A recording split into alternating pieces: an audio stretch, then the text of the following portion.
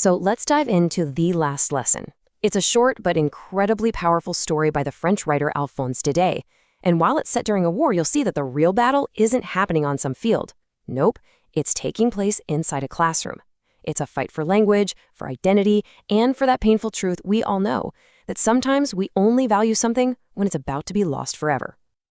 I mean, really think about that for a second. That sudden, sharp pang of regret. Well, that feeling is the absolute heart of this story. It's something we've all felt, right? And it's the exact journey our main character is about to take us on. So let's get started.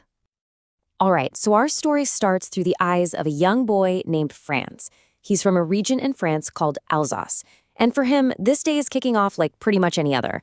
The sun's out, the birds are singing, and he has that frantic realization he is very, very late for school.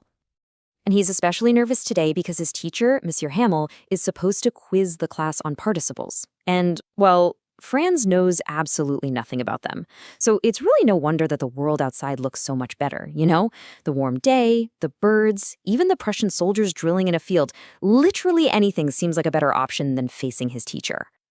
As he's rushing through town, he sees something that stops him in his tracks. There's a crowd, and they're all gathered around the bulletin board. Now, for the last 2 long years of the war, this board has basically been a messenger of doom. Lost battles, draft notices, orders from command. So he knows, deep down, that whatever is up there today, it's not going to be good news. And that's the thought that just flashes through his mind. He doesn't actually stop, he just keeps running past. But that little seed of anxiety has been planted. Something is different today. This is not just another ordinary morning. And wow, this slide just lays out the contrast perfectly.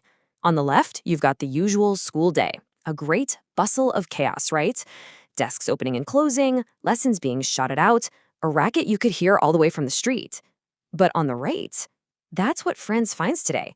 A deep, unsettling silence.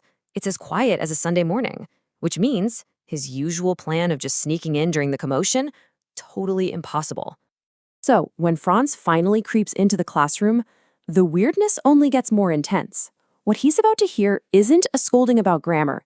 It's an announcement, an order from Berlin that is about to change every single life in that room forever. Okay, now check out the details here. First, there's M. Hamel, the teacher. He's dressed up in his finest clothes, the kind he only wears for special occasions.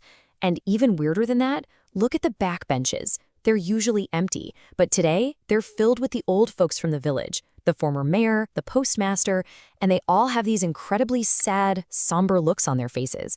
The pieces are starting to come